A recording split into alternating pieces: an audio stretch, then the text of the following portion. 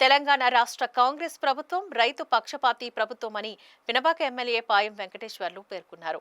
భద్రాద్రి కొత్తగూడెం జిల్లా అశ్వాపురం మండలం నెల్లిపాక గ్రామం పిఎస్సిఎస్ కార్యాలయంలో పచ్చిరోట జీలుగు విత్తనాల పంపిణీ కార్యక్రమాన్ని ఆయన ప్రారంభించారు. అనంతరం ఎమ్మెల్యే మాట్లాడుతూ దేశంలోని ఎక్కడా లేని విధంగా ఒక్క తెలంగాణ రాష్ట్రంలోనే రైతులకు అద్భుతమైన పథకాలు అందిస్తున్నామని తెలిపారు. కాంగ్రెస్ ప్రభుత్వం అంటేనే రైతు సంక్షేమ ప్రభుత్వమని అన్నారు.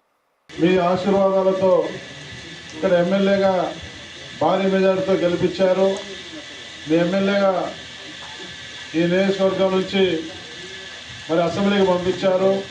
తెలంగాణ రాష్ట్రంలో కాంగ్రెస్ పార్టీ ప్రభుత్వం రావడానికి తెలంగాణ ప్రజలందరూ కూడా కాంగ్రెస్ పార్టీ ప్రభుత్వం రావాలని చెప్పేసి కోరుకున్నారు.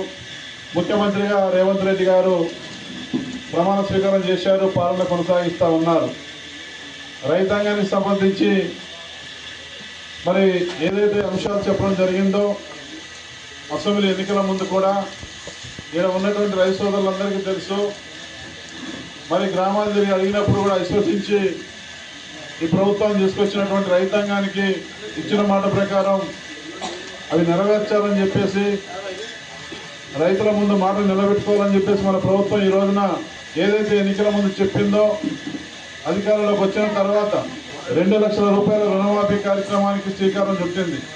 2 లక్షల రుణమాఫీ కార్యక్రమం అనేది భారతదేశంలో ఏ రాష్ట్రంలో కూడా చేయలేదు, మనం వినలేదు. ఇది మామూలు విషయం కాదు. ఈ రుణమాఫీ అనేది కూడా మీకు తెలుసు.